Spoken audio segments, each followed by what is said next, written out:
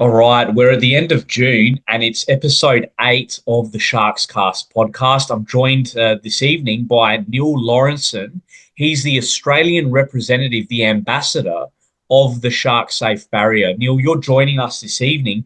You've approached the South Australian government with an amazing enclosure sort of system that's in place in another part of the world, and it seems to be working effectively. It's more efficient than other sort of beach safety enclosures that are out there when it comes to shark attack mitigation. Why don't you tell us a bit about yourself and why you became an ambassador for the Shark Safe barrier here in Australia? What's your background? What's your story? And where are you from? How did you get into this? Thanks for this opportunity. It's really great to have the forum that you're providing. So a bit about myself. I'm a project manager by trade, and I've project managed lots of things on various trades, various entities, whether it's construction or other weird things. But my background is I was born in Zimbabwe. I grew up in South Africa, spent the last 28 years in New Zealand. So I'm a Kiwi now, and have been in Perth for the last 3 years. So I was introduced to the shark barrier team in Cape Town. They were looking for a person to represent them and take the shark barrier system forward in this part of the world. They had attempted to have a bit of a beachhead just prior to COVID, and then COVID arrived and it all fell over. So we've really struck a really good relationship. We've spent the last 8 months putting supply chains together and briefing dive teams and that sort of thing, which is obviously important. If you're going out to sell a product, you need to have all the supply chain. Most of the product will continue to arrive from South Africa, but things like the stainless steel or the concrete bollards, concrete bases that we do will be procured as close to the beach as possible. So if we're going to do a job in Adelaide, we'd find a local precast contractor to make the limpet bases, as they're called. That's very short snapshot about myself. My family here, my daughter, we're all very animal centric. My daughter's training to be a vet nurse at the moment. So yeah, that's a wee bit about myself. There you go. So just coming from a South Aussie's perspective, in South Australia, we're obviously a very passionate mob, and we have such a rich sort of culture when it comes to anything to do with the ocean. And really, the algae bloom at this point in time is affecting everybody's, psychological health. It's affecting the way we use the water. There are people coming out with physical symptoms as a result of being a victim of the toxins that come from the species of algae that's growing here in our waters.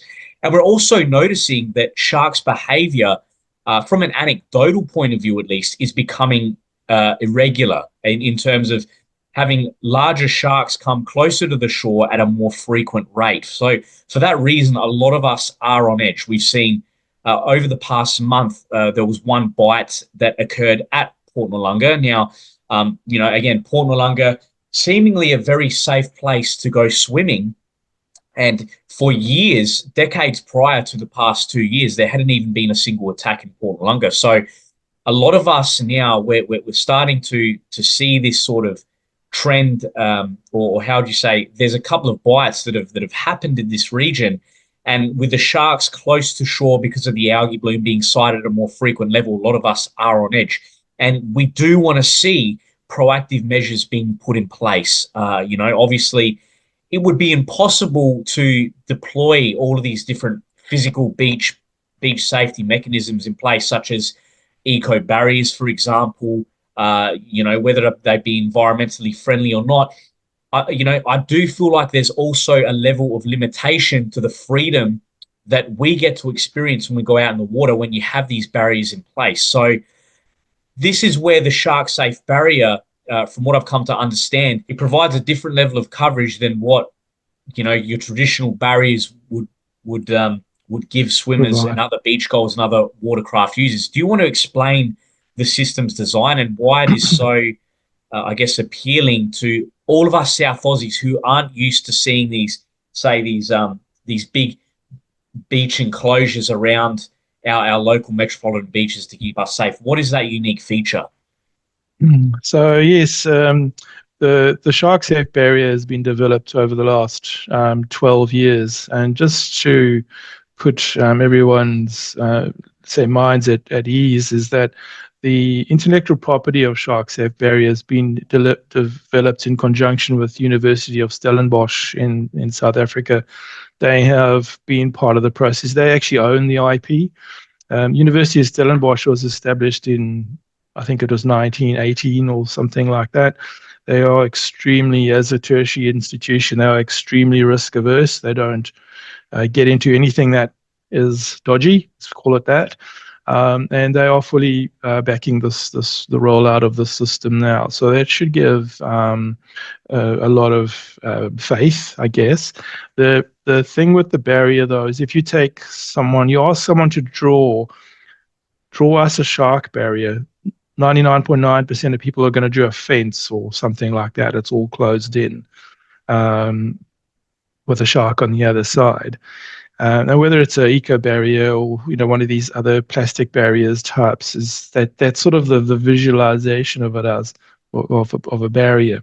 Ours Because is that's the general perception that I know I get, at least if I'm going to visualize anything to do with an enclosure, a barrier, a protected area, because you wouldn't even think of anything else that's going to do a job like that. yeah. So this is where ours is good and challenging. I won't say bad. I'll say challenging in as far as it's an array of vertical pipes, and there's rudimentary two types of pipes in a barrier enclosure. Let's call it an enclosure. Well, it is an enclosure. You've got solid pipes that are in shallower water, and as you get into deeper water, about 2.5 meters, the pipes become connected with stainless steel linkages, and they sort of float around. But at the end of the day, there's 2 or 3 rows of these vertical pipes that stick about 300 millimeters above the water, and they form this barrier enclosure. Now, the design of those pipes is very unique in as far as the location. Every location is designed bespokely for that location. So it's not like you have a container full of pipes with magnets in it and you just go and do it. It's actually a specific design for each location. And what that does is there's 2 things sharks don't like, which are part of this barrier system, is that the barrier forms an entire magnetic field. And the other thing it does, it represents kelp forest from underwater for sharks. So sharks don't like cruising through a kelp forest. They'll cruise around the peripherals of a kelp forest. But during tests, sharks will get to within about 2 meters of the barrier and they'll turn back. They've done So this has tests. already been tested. Oh yes, for 12 years now, it's been tested. They've actually formed an enclosure in Cape Reunion Island. I think it was 15 meters by 15 meters, and they put big drums of bait, chum, in the middle, and every little fish and everything else known to man was cruising on through to go to the bait, but the sharks never breached the barrier. They just don't. So the fact that our barrier is an array of pipes that boats, dolphins, whales, turtles, people, jet skis, if you want to allow jet skis into that area, small boats can just cruise right on through.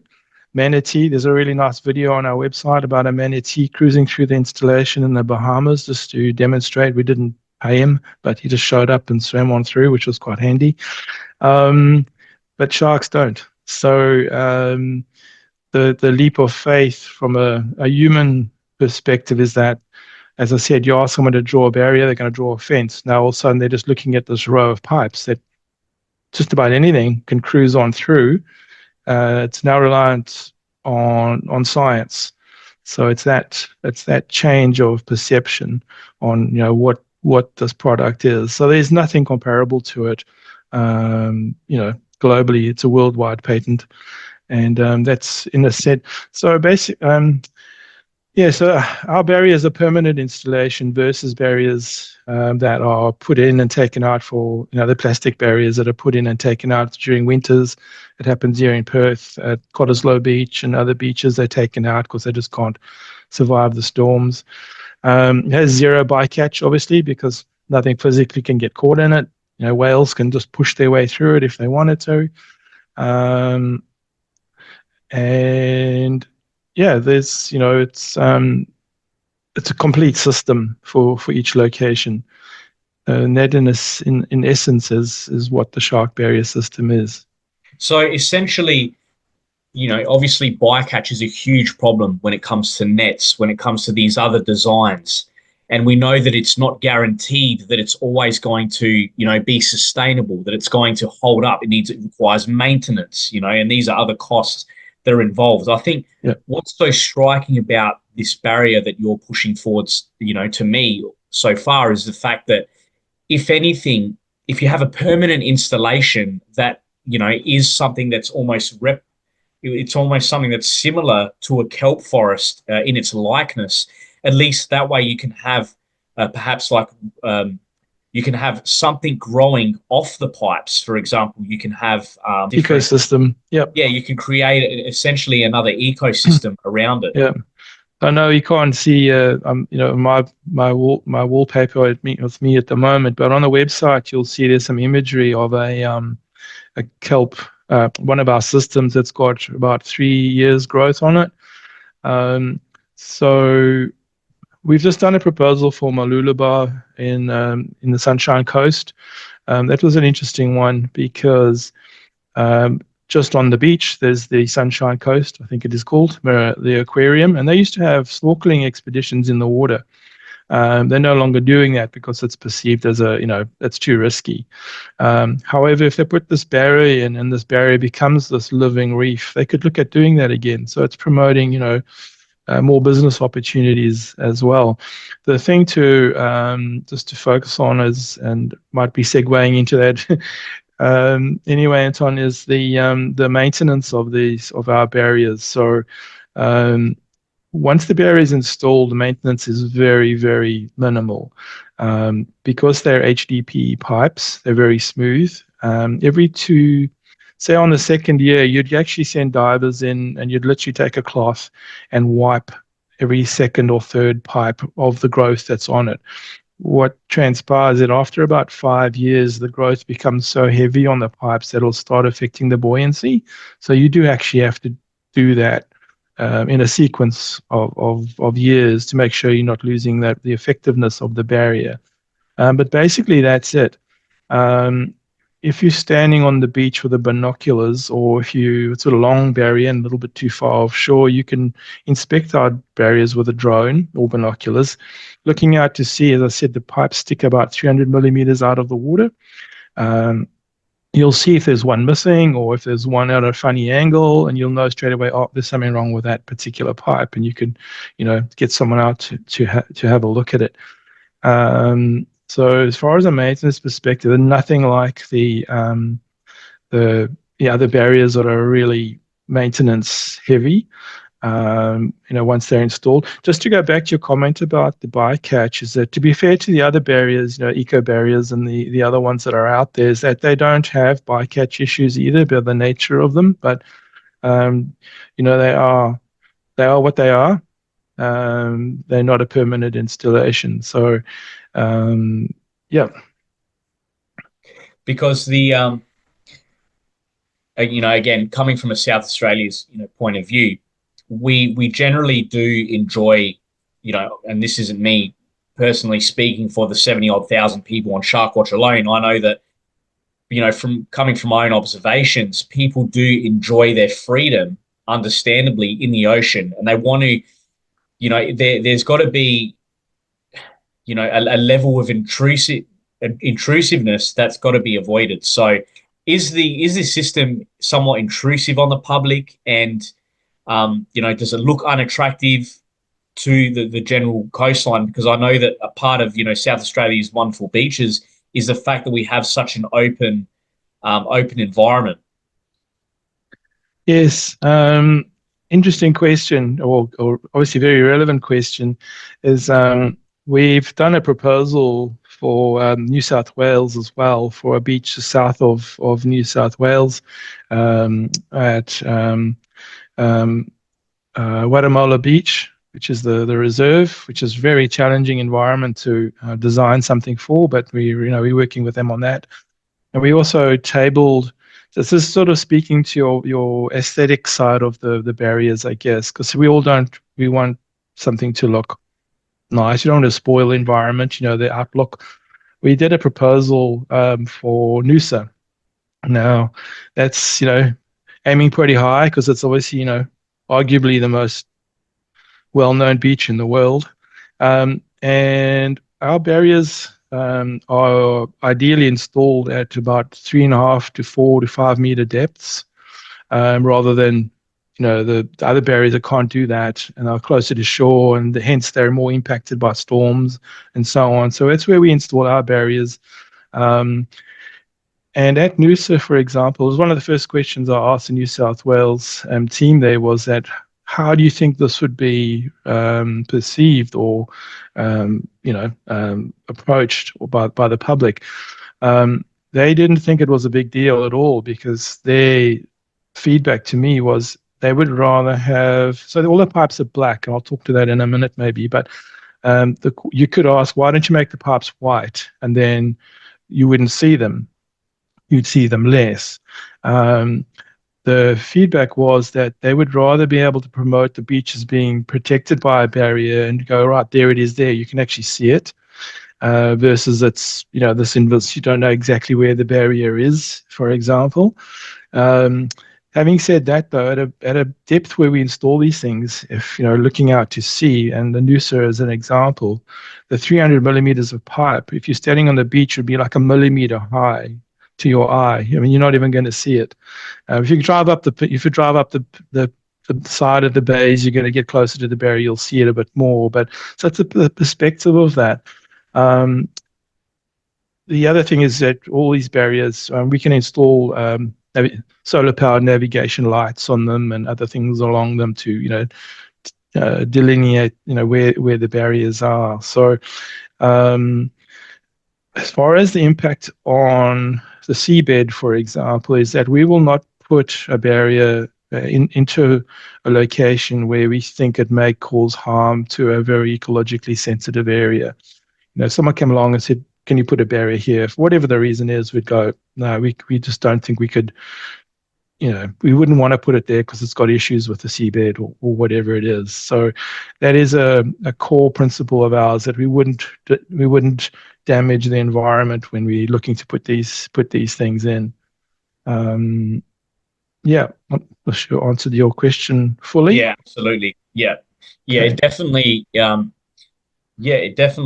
It definitely does. It's the most important thing is to obviously, take care of our local marine reef system. That do need to be nurtured, and they're obviously in such a fragile state and a deteriorating state quite rapidly at the moment with the algae bloom currently unfolding. So, in regards to, say if I'm a person who owns a jet ski, a person who kayaks or fishes locally, we do have a lot of watercraft on the water, whether, motorized or humanly powered. That's something that, I'll definitely be thinking of if I'm, on a boat. Can the prop be damaged if I go through one of these pipes, or does it simply just move out of the way? Does the whole system, does it Yeah. just move out of the way as like a buoy would, for example, if you're passing through it? Yeah, no, it's a really good analogy, and that's exactly it. So every pipe is fixed at the bottom. It's not fixed laterally to anything else. So if you're on a boat or a jet ski or whatever, you'd literally just push it out the way. They're about 900 millimeters or 800 millimeters apart each. So kayaks and paddle boards and whatever would just cruise through. They've tested this exhaustively, extensively. There's video on our website as well, a boat pushing through it. There's a couple. And they've never had an issue with a prop. Most props have got shrouds around them anyway, but they've never had an issue. Jet boats obviously don't have an issue. And yeah, so the only things that really don't go through it are sharks. There you go. Perfect selling point. Catch Yeah. perfect. Yeah, one liner there. So has the shark barrier been deployed anywhere in the world so far, and what has been the response and the results so far from this from these from the barrier? Yeah. Very. Yep. So, it's taken a long time to get to this point of deployment. Let's call it that. And it's really exciting times. Um, Installation. Installation, yes. So the first installation that was done in 2022 in the Bahamas with a private client on their island. Um, they've been very, very happy with that to a point where they've just ordered another one. And it's at literally, as we speak, being deployed out of Cape Town to go and do another one of their islands, I guess. So someone asked me the other day in a meeting with the South Australian Shark Action Group, oh, is there data? Where's the data? Can you tell us how many times sharks come up to the barrier and turn away and go as well? That's that's a really hard question because how do you know? There's no camera there 24/7 going, oh, here comes a shark, and it turns around and goes away. But what you can say is that the client has never ever had an issue with a shark in their lagoon since this barrier has been installed. We're So using the Bahamas as a reference. There's no shortage of sharks there, and definitely no no, shortage of diversity no, they're there pretty at any one time. populated. Exactly. So yeah, that is very, it's everybody knows that the best marketing is having a return client. Um, it's a very unique product, unique in a good way and a bad way. I think we were chatted about, Anton, is that it's unique. So there's nothing out there like this. So if you're going to be tendering on a government contract, they're not going to be able to go get their traditional 2 or 3 equivalent tenders because there's nothing else like that. There are ways you can manage that tendering process, but it's up to us to educate everybody on what this is and why they're not going to be able to get 3 other quotes because it simply doesn't exist. So we're trying to create a market with something that hasn't existed in the past, and you can think back, go back to the 70s maybe and say, well, the first computer that was done by Bill Gates, computers weren't a thing, so they created a market. I was going to say electric cars, which is an interesting one though, sort of slightly off the subject, but the first electric car was commercialized in 1892 or something. So it's taken Tesla a long time to get there. What we don't have is we don't have the scalability. In Australia, we have 5 clients at the moment, potential clients, as the 5 state governments. We're on a mission to educate and promote a pathway for these barriers to be installed. Just going back to your point about the aesthetics of an environment, the fact is that these barriers are nowhere near our SHARKSAFE barriers are nowhere near as let's use the word cheap. I don't often like to use the word cheap, but they're not as cheap as the plastic barriers, the plastic temporary barriers that are in the market at the moment. They're a permanent installation. And so the strategy needs to be different as, how these things are perceived. Now, because of that fact, I'm a surfer. Surfers like to surf quiet, random places, off grid. These barriers are always going to be installed like in the most popular beaches in a relatively large town or medium-sized town. But just installing a barrier in one location has a whole lot of other pre-planning considerations. Is the beach, say you choose a beach, beach X, is the beach patrolled? Does it have life-saving? Are there toilets? Is there parking? What other things will a popular beach, if it's not yet popular, have to provide? So that's another sort of angle to look at. We did do a proposal for Glenelg Beach with the stones, I think they're called. Oh, the old zoo cages. I think they're the Glenelg blocks. Glenelg blocks, yes. So we did a proposal there to basically enclose that area because it's obviously popular. It's there already. It's got all the infrastructure. There are some dive, snorkeling, touristy things that happen around the blocks already. Absolutely. So And can we you, identified that. yeah, so sorry to interject. Can you Mm. just give a basic sort of visual representation, like with measurements, if you will, because it's a bit hard to sort of visualize. Obviously, we're in the podcast format. Yeah. What sort of specifications are we looking at? Like, are we talking about 500 meters offshore and by say, a kilometer wide? What No, would no. that look like? So basically, yeah, I'm look.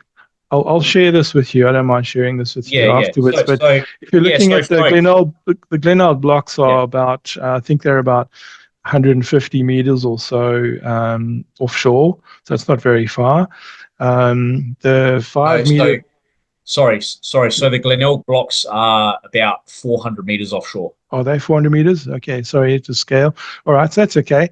So let's say they're 400 meters. The 5 meter bathymetric line then is about another maybe 50 or 60 meters beyond that. So that's the line I picked as having the barrier around it. So it's, Yeah. say, 50 meters beyond the blocks. And then going along for, say, 400 meters and then turning to things. So it's maybe a barrier that's 400 meters by 400 meters by 400 meters, something like that. That provides an area of about 355,000 square meters of safe recreation area, Wow. which is about 280 Olympic-sized swimming pools. um, so yeah, but and it's a permanent installation. Um, yeah. Yeah. So what are the cost factors for an installation like that? Like what are we looking at in terms of the cost? So as I said, the costs are dependent on a number of factors, and I'll give you as best answer as I can. But what the seabed is it sand? Is it rock? Are there shifting dunes underwater? Is it a surf beach and a swimming beach? This Glenelg, for example, and I mean they've got the jetty there, which is surfed quite a lot, so this barrier wouldn't affect any surf issues. Any takeoff zones or anything like that. So basically, high level wise, you're looking at about installation of that, which is just looking at about 1,200 meters long. So it's 1.2 kilometers. You're looking at about $11.5 million for that kind of an installation. Yeah. Now, And considering the state government was handed 500,000 for our shark attack mitigation, it's definitely not something that's affordable at this point in time, is it? no, that's the real the approach needs to be different.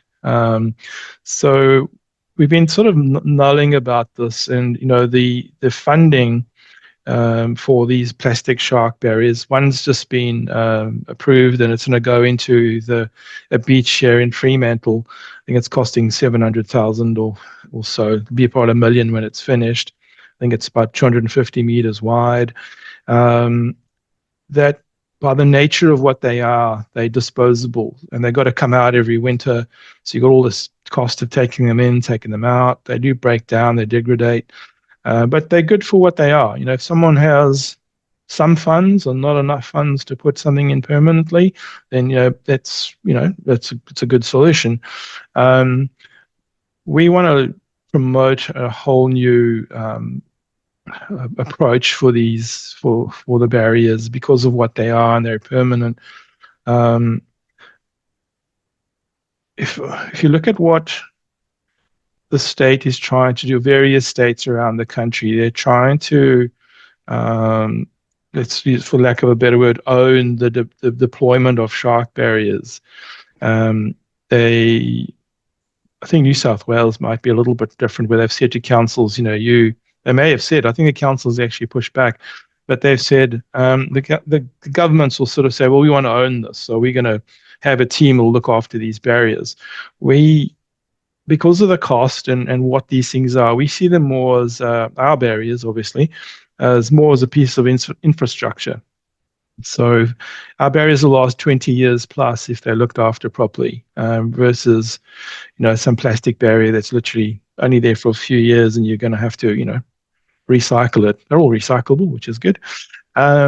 So in that vein, we believe that there's an opportunity for councils to be designated the responsibility to be told, all right, you go where you find a barrier that will meet the criteria for a legitimate piece of infrastructure. So infrastructure that assists tourism, makes things safer, whatever the rules are that the governments want to put in place, realistic rules, and come back to us with a proposal.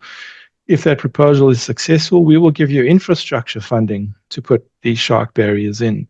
And by doing that, it does open up the purses, the different types of funding in governments for infrastructure, rather than we've got to find a little bit of money that we know ultimately is going to be lost because we're going to throw a plastic barrier away. So it's a totally different mindset and approach. But we believe if the governments do that and allow councils to work with the likes of ourselves to find these solutions with the parameters, that they can open up more opportunities to install these barriers. So we're gonna be pushing that sort of agenda in the next, well, forever really. Fantastic. Yeah. Yeah, you definitely can utilize that argument when it's something that becomes an integral part of the marine ecosystem, when you can only give back to the surrounding environment.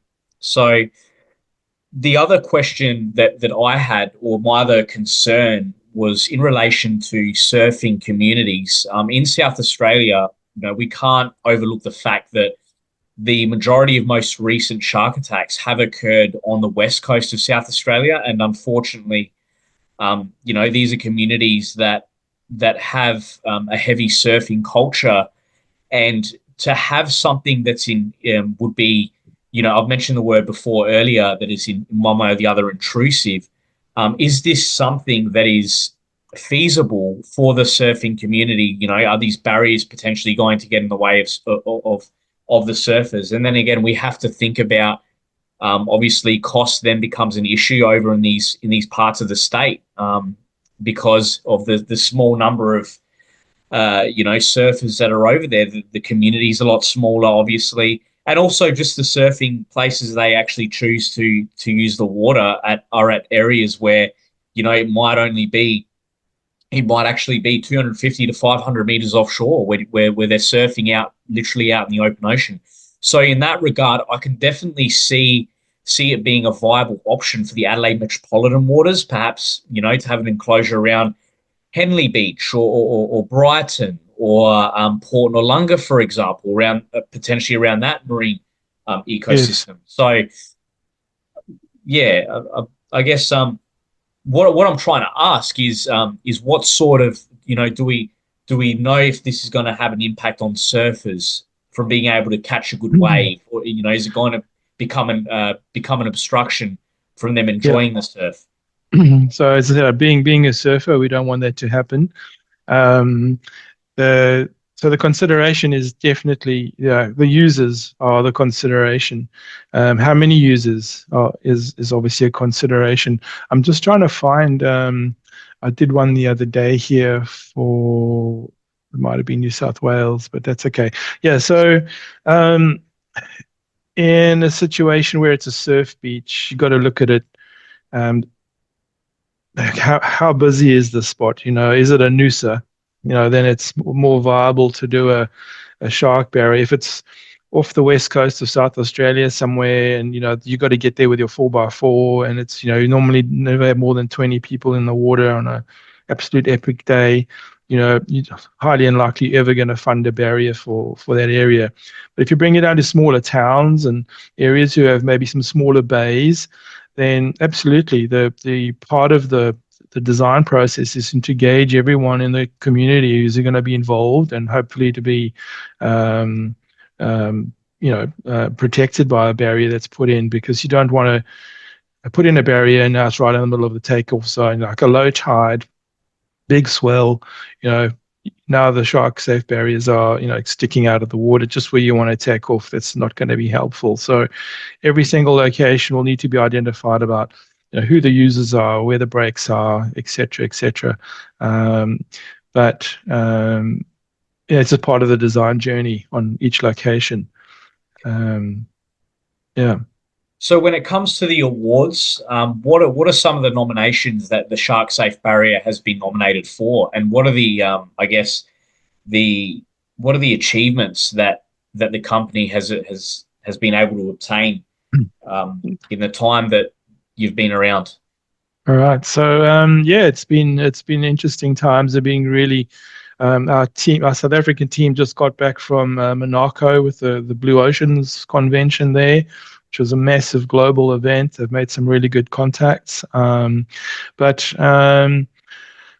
over the last few years, there's the SharkSafe barrier has been labeled a efficient solution by the Solar Impulse Efficient Solution Organization. It was 2020, 2024. The World Economic Forum given us the award as top ocean innovator. And the Lewis Foundation Green Economy Award was given to SharkSafe Barrier. And I think it was last year, France, they've got a Tech for Ireland Oceans Award that we were a finalist for.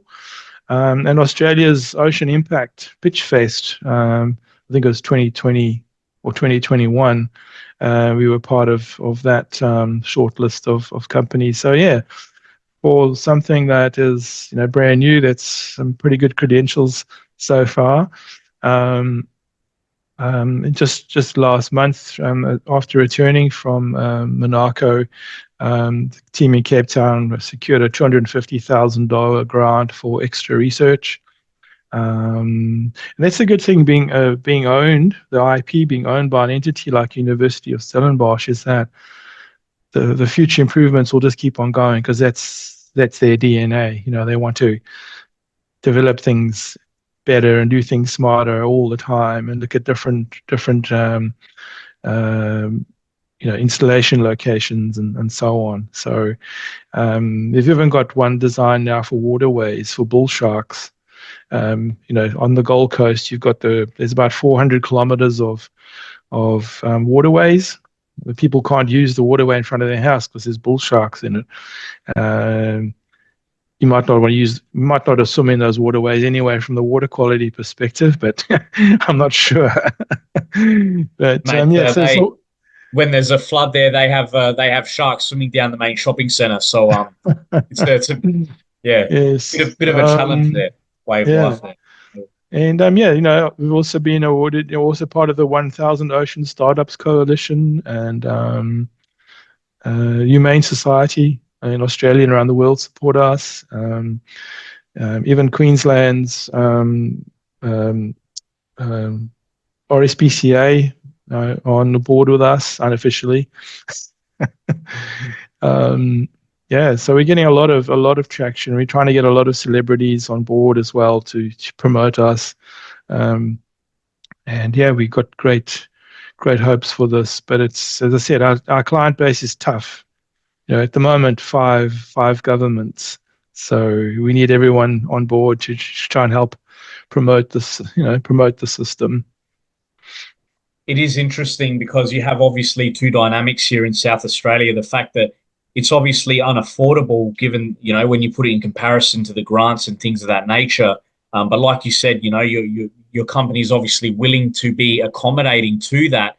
And on the other hand, you have a state that, in all honesty, it tries to showcase its ability to be innovative, in all different facets of modern science and anything to do with, innovation technology, for example. So, in that regard, it's fitting that you would have something like, the SharkSafe barrier, which is a different alternative than other traditional physical mitigation systems that are in place. Yeah.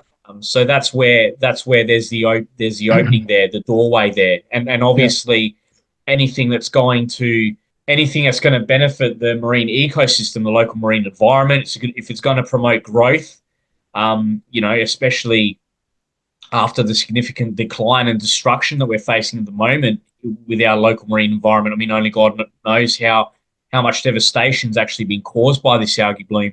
at least that's one positive sort of selling point for your company, at least. Yeah. We also, as I said in the beginning, we're globally unique, which is really good and really challenging. So any government or council, or along the lines of the South Australian Shark Action Group, which is amazing to see.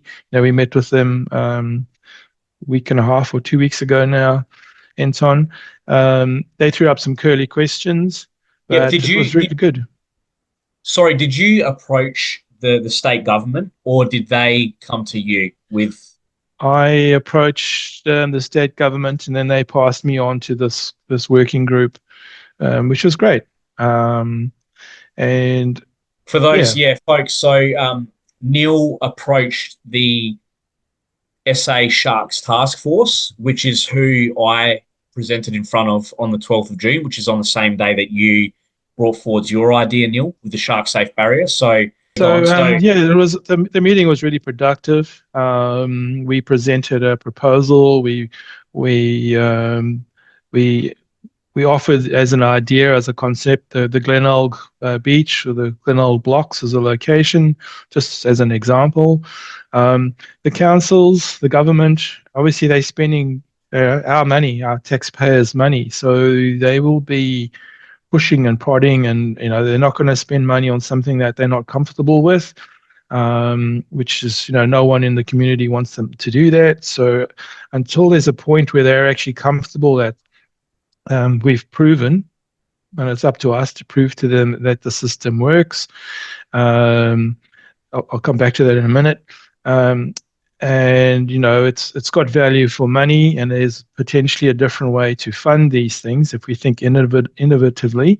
So that's the journey we're on. We just started, but the fact we got in front of them was really good. I don't mind mentioning that. After the meeting, we were presented with a white paper that had come off the internet somewhere, that someone had found, that um, challenged the successfulness of the barrier. It was about a paper that was about, I think it was 2021. That threw me a little bit because I didn't know anything about it or who this person was that had written this paper. We sent it off to the University of Stellenbosch and the SharkSafe barrier team in Cape Town, who filled me in that it was a bit of a disgruntled design collaborator that has put something online that's not altogether true.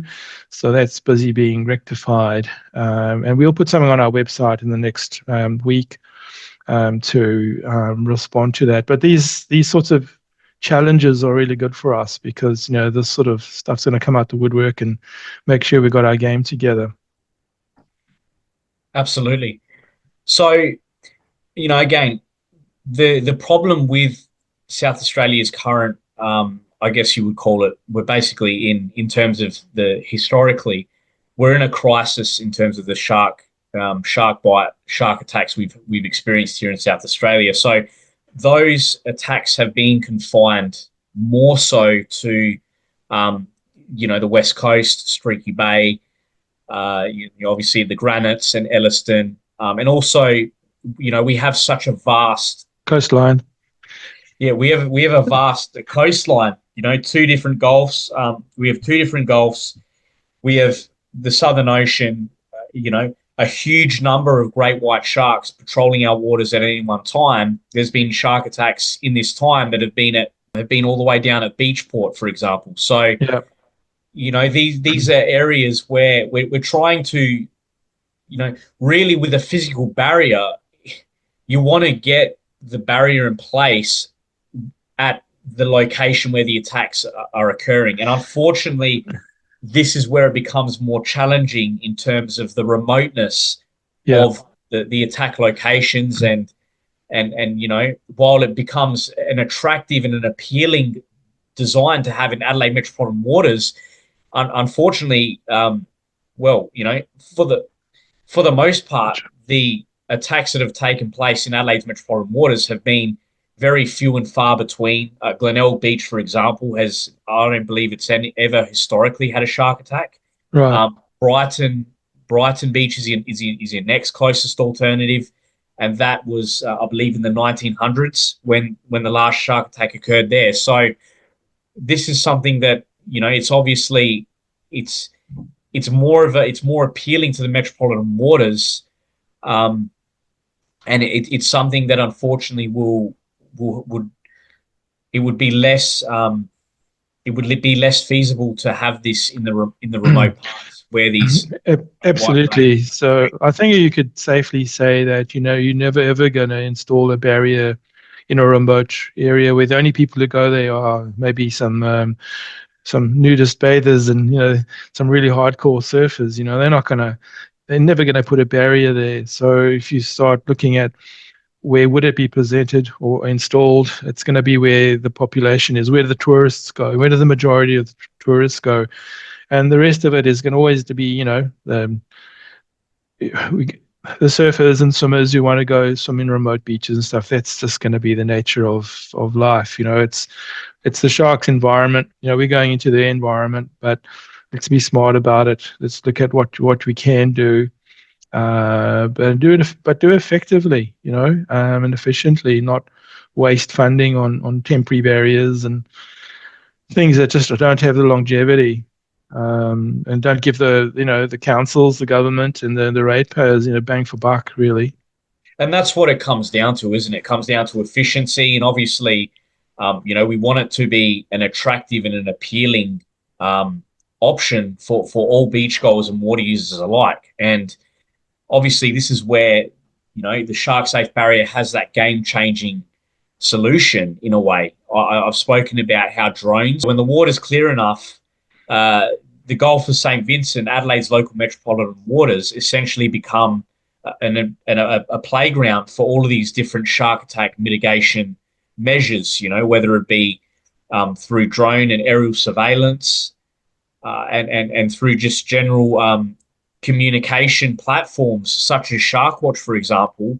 When we have a large body of users on the water, when it comes to the more remote parts of the state, this is where it becomes more challenging. But ultimately, it comes down to the efficiency, and you obviously have the testimony coming from the Bahamas so far. You have the results from that particular installation that suggests that this is a success. This has been successful. Yeah, but it's Obviously, you've done the the trials, the experimentation, and it shows that yeah. it's working. So this becomes the next sort of mode of attack mitigation that perhaps we should start pursuing here, Yeah. at least on a metropolitan in And that I think surrounding where you environment. need to, obviously part of our sell point is that the fact that the SharkSafe barrier intellectual property is owned by a very large, internationally acclaimed university who's never going to let a product go to market if they don't think it's 100%. Just to put a scale, the University of Stellenbosch is the same scale, I believe, as University of Sydney. So it's massive, and it's very aggressive or very proactive, I should say, in all this sorts of business development with businesses around the world. So you have trustworthy, reputable universities investing in this product, Yeah, or conducting the universities. research. Yeah, underwriting the research and allowing it to go to market. So yeah, that's if oh sorry, I remember where I was going. So if you look at um, new products to the market, forget about shark barriers or anything else. As a species, we trust things. So for example, Ford comes out, not pumping any brands here. I don't know why I thought of Ford, but anyway, a motor vehicle manufacturer comes out with a new motor vehicle. People will just buy it because they know a car works. You get in it, you turn it on, you go. It's a reputable um, manufacturer, and off you go. Um, Airbus or Boeing come up with a new plane. Woo! Everyone jumps on it. We're happy to fly up in 34,000 feet in the air, and we're on this new plane. Whoop de doo, because these guys have done it before. Well, Um, Boeing, yeah, Boeing, I didn't mention somewhat Boeing. controversial. I didn't mention Boeing, but so we're in a position where things have been proven, but again, our client base is minuscule. But from a marketing perspective and from a trust perspective, we have to get the message across. So hence us, reaching out to some really high-end, notable people. I can't mention them yet, but in the next month or two, hopefully we'll start seeing some action. We have been really lucky to get Jessica Lane on our team as our media person. Jessica was Miss World runner-up, and she's recently, last year, she was made Miss Earth. So she's extremely environmentally friendly, and she's going to be our sort of media person with all her contacts. It's going to be awesome. Yeah, Incredible. And just as someone who does enjoy his time out on the water, snorkeling, adventure kayaking, doing things of that nature, obviously to have an intimate connection with the water is integral to my experience out there. And to have, obviously your wallpaper is appealing in its own way in terms of selling the product, in terms of the installation. To look at underwater, it looks more, I guess, from my own personal opinion at least, more attractive, almost like you're looking at a jetty underwater and the jetty pylons that have a reef system attached to it, where there's yep. life teeming among it. Not that I'm That's a suggesting really that's necessarily going to be the case. It no, might that's a actually really be the good. opposite, but It's yeah. a really good analogy. Yeah, it would be exactly like that. You start forming these little local ecosystems. You look at the videos on our website, the installations of the barriers in the Bahamas. They had these big conker snails literally coming onto the foundations, while they're installing them and starting to sort of, make themselves at home. So it's pretty special. So how long does it take to typically install a shark safe barrier? Um, Obviously depends, how big the barrier is, and the location. If it's, we try, just for example, the proposal we did for Malula Bar. You want to try and do the work off season, so it's not school holidays. You want to look at what the storm seasons are. You want to do it in the less volatile times of the year. But if you look at like the Glenelg one, for example, all going well, and then those storms and stuff, you install that in about a month and a half. Yeah, because it's fairly detailed, as you can Wow. imagine.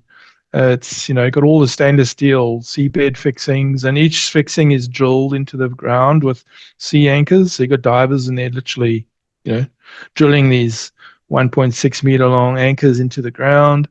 And then you got your concrete bases, all your pipes. Once those are in, your pipes go in pretty quickly. But it's doing it once, doing it right. It's important.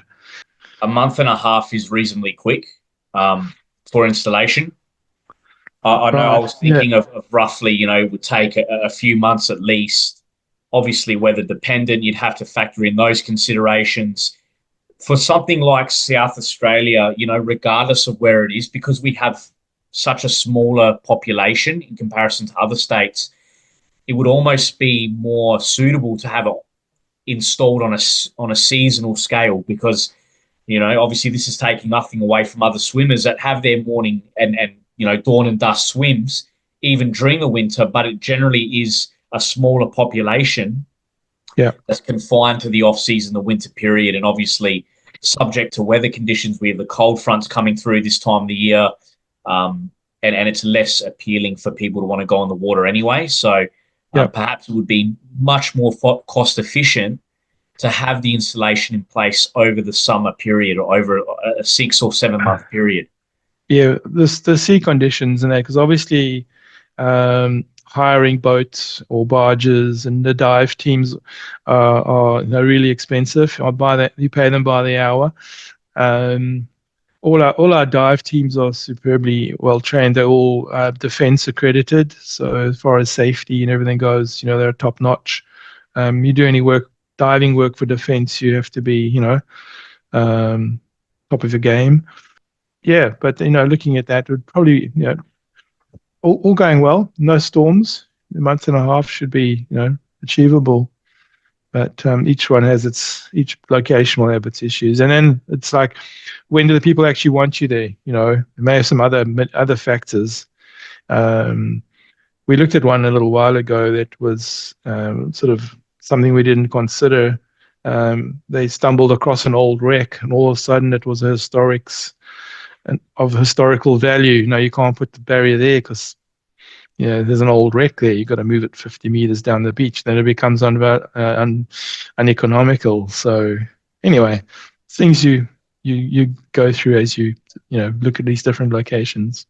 And guys, these are the challenges that our government is facing when it comes to trying to find a suitable strategy or a physical measure in place. These are the different discussions that are being held, behind closed doors that we can't see. We need to factor in the understanding that our waters are so vast and that the attacks that have taken place have been at remote places, in areas that are extremely remote, in areas that require a different strategy in order to at least mitigate risk. I'm not going to say to eliminate uh, the the risk of a shark attack from happening in its entirety, because to an extent that can be virtually impossible in some cases, right? And we know that Yep. it really does come down to having measures in place where we're at least putting in some sort of monitoring system, or at least if we're not monitoring and surveying an area at any one time while swimmers are in the water, at least if we can have physical barriers in place or other sorts of physical strategies that are going to take sharks away from the vicinity without it being, I guess, intrusive on their own swimming behavior, without it becoming a threat or a stressor to that animal or other animals in the process. Speaking of bycatch, then it becomes then we can start to see results from that. We can start to see at least some peace of mind throughout the community. So I think you touched on a point there. I think is important, Anton, is that no system is a silver bullet, right? For example, you've got the Cottesloe barriers here in Perth. There was a shark inside the barrier the other day. Not sure how it got there, but it was spotted by the drone patrol, and it wasn't a massive shark, but it was, so that the product supply had to get in, open the barrier, and sort of shoo it out, shoo it Which is out into the water. a really bad look, by the way. That guy's day at work would have sucked. No, that's right. So in the event of large swells and storm swells and that, you don't know what's going to happen. Something you that's why it's belts and braces. So if an entity, a government or a council, are going to fund a barrier, we would always recommend that they have a rudimentary drone patrol. Say it's just belts and braces. It can be as you just don't know. Nature is a fickle thing. I used to have a farm in Christchurch in New Zealand, and I had goats and sheep and cows and things. And if you own goats, you just know they're gonna get out. You do whatever the hell you like. They're gonna get out. They're so smart, and you got to plan for the worst case scenario. So you can have the best enclosure you like. You should always not be so sure of yourself. It's just nature. You're dealing with nature. You need to be prepared for the other eventuality. So we would always promote, if someone's invested in a barrier, that, hey, your drone program you currently have is probably a good idea just to keep it going. Yeah, but each location will be different. And that's one of the problems we're having at the moment. It's having something solidified at a consistent basis over the entirety of the patrol season. And it goes beyond the element of peace of mind. Obviously, this is something that all of these different programs can deliver to all kinds of beach goals, whether you're a surfer, a kayaker, or a swimmer. But for example, during Adelaide summer period, we don't have infrastructure such as a shark safe barrier. So that is a unique selling point in its own way. But, Yeah. in saying that, my point is that we have a very inconsistent level of surveillance and monitoring sharks in South Australian waters that could be better, right? And, like we were saying, not every measure is going to necessarily prevent a shark attack from happening because, we see the way these attacks take place. A lot of surfers go out where great white sharks are known to predate. So for that reason,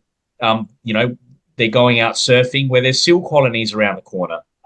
They're going out Yep. surfing where it's harder to have drone surveillance there at any one time, right? And Yep. and these guys and girls know the risk and they willingly go out there and take that. And we understand that and we acknowledge that. And we're not necessarily condemning them for that reason. It's obviously good to have freedom of choice in place, and I'm definitely an advocate of that.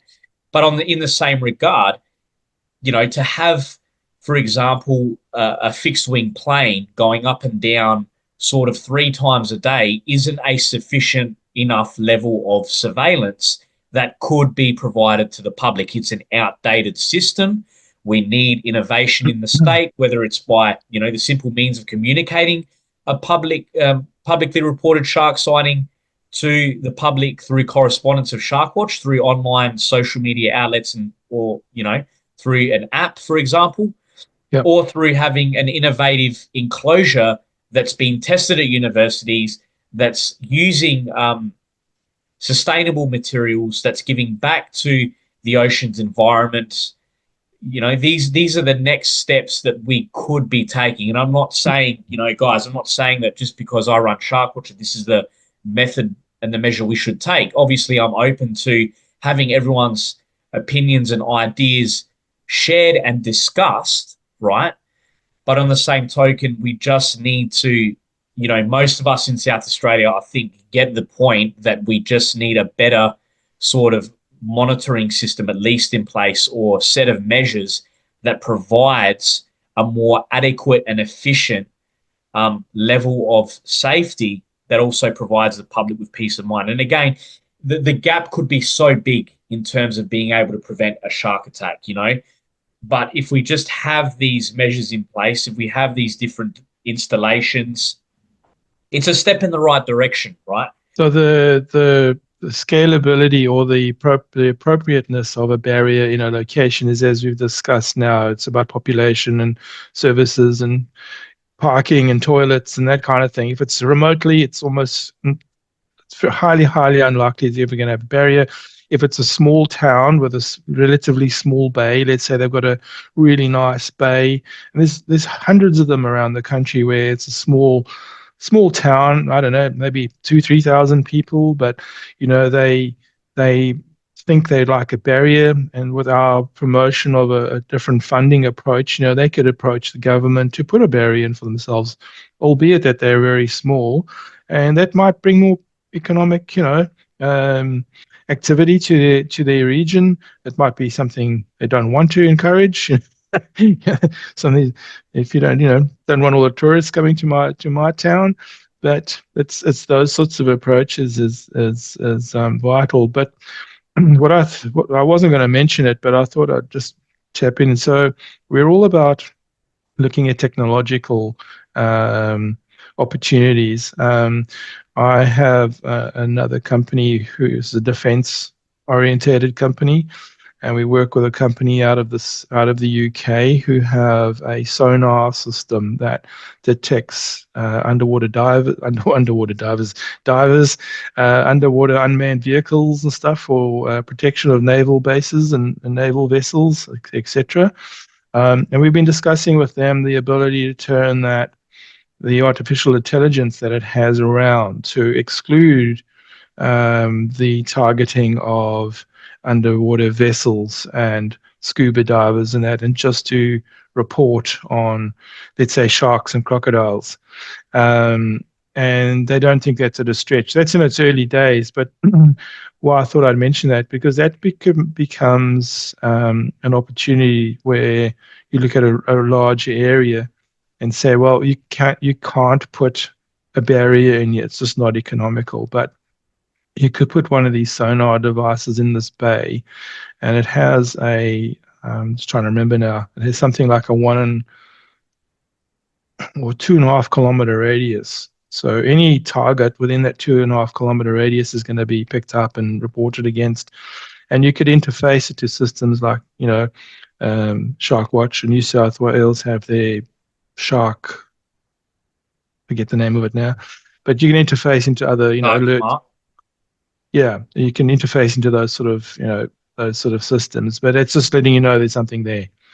Yeah, Um, and that's another whole discussion. absolutely, Yeah, absolutely. This is something we could discuss all night long. And again, this is the challenges that our government faces at this point in time.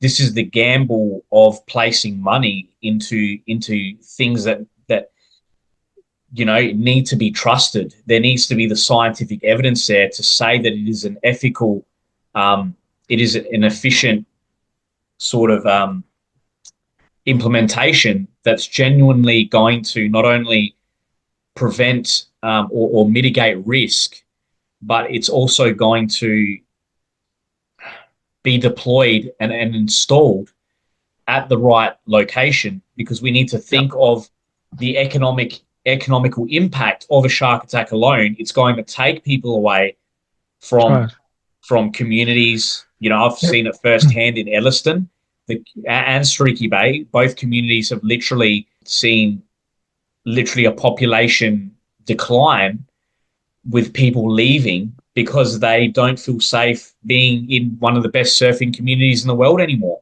And Yep. this is where, providing we have, God forbid, an attack takes place at a local metropolitan beach, it could result in a severe economical loss. And it's like, you can't put any sort of cost on a life. So it's about trying to find the right location to put these measures in place, and also trying to please all these different communities of recreational water users and environmentalists who are so passionate about using the water and preserving the beautiful environment that's part of the South Australian coastline. So, Neill, Yep. I think we've covered just about everything. I think we've No, gone it's all good. over our No. our deadline here, but I'll it's just been, mention. I'll just yeah, mention one thing. I'm not sure if you're aware. It's Reunion Island, which sits out in the Pacific. Yeah, Pacific. The French colony. yes, yes, I'm aware of Um, Reunion Island. I'm not sure if you're aware of they could. It's like they're on a shark superhighway, and they're getting so many attacks. And I'm just trying to find. I think it was. It might have been last. Oh no, no. So since 2013, they had a surfing ban. They banned surfing because of sharks, and this is a place where thousands of tourists would go to surf. Um, so now it's at a point where their whole economic structure around tourism around surfing collapsed.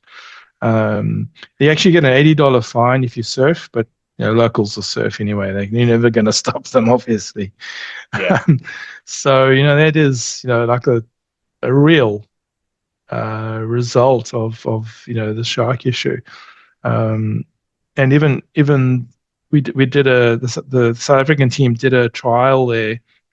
Um, and then the government didn't move forward with an actual installation, which we found quite interesting. But you can't protect the surf spots; they're all off reefs, and you just can't do it with a barrier. It's impossible. So There you go. yeah, so yeah, Yeah, which is my all point right, exactly. Yeah, yeah.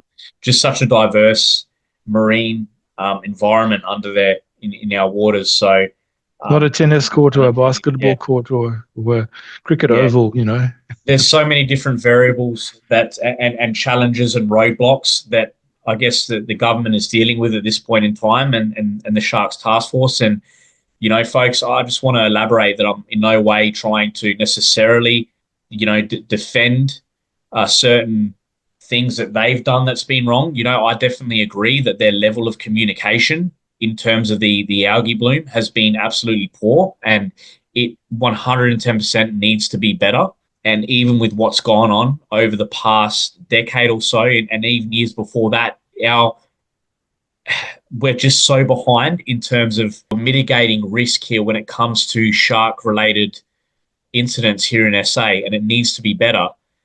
And so, I do hope that they'll watch this podcast and take on board the feedback that's being provided by the greater South Australian community, that's engaging with our content that's being released on Sharkwatch in the way of your photographic evidence of sharks cruising very close to populated beaches, and I'm sure it's happened over decades prior to social media existing. We know that, right? I'm not here to promote a fear campaign. I'm here to genuinely provide an attack mitigation strategy through immediate correspondence to the public. That it's as simple as that. So when we use critical thinking and a logical frame of mind, and we get out of our fear-based anxieties and emotions and all of that conditioning that comes from watching, media sensationalism regarding shark activity, we're then able to get over these mental hurdles, right? So, yes, things do need to be better from our state government. I'm not going to come here on this platform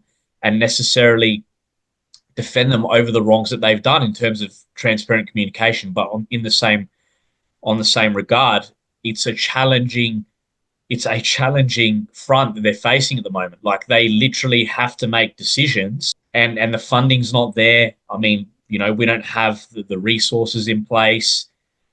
And then again,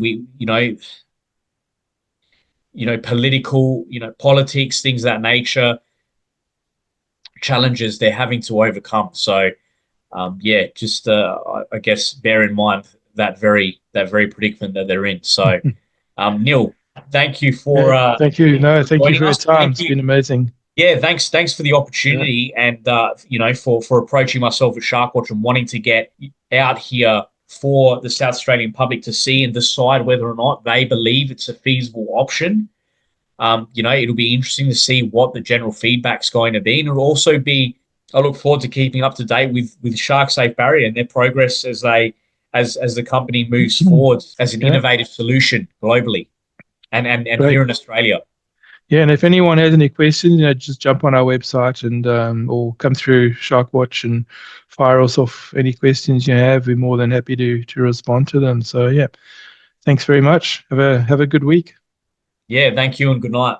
If you enjoyed that content, if you really like listening to the Sharks Cast, and you want to help out Sharkwatch, you want to support what I'm doing, you want to see this project continue to expand and grow and get to a whole bunch of exciting new levels that allow us to unlock more resources, potentially more technology, more experts to have on this Sharkwatch project, why not become an exclusive crew website member? In doing that, you'll have access to direct text shark alerts to your phone in times where there's a shark sighting that has taken place.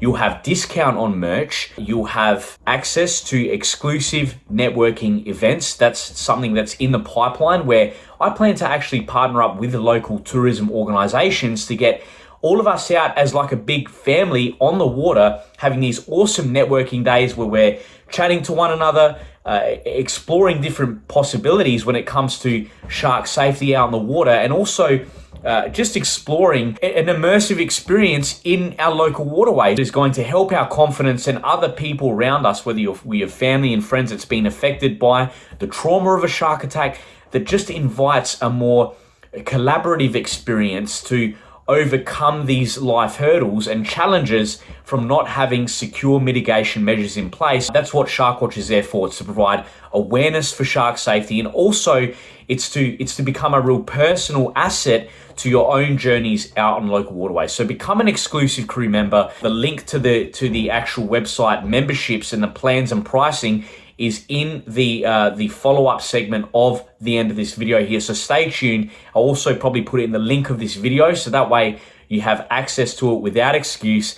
Jump on board and become an exclusive crew Sharkwatch member today. You're going to help grow the Sharkwatch project. We're going to reach new heights, and it's just, God willing, going to be an exciting new way that we can commercialize this project that's going to benefit you right? And a whole bunch of other water users, coastal, offshore water users.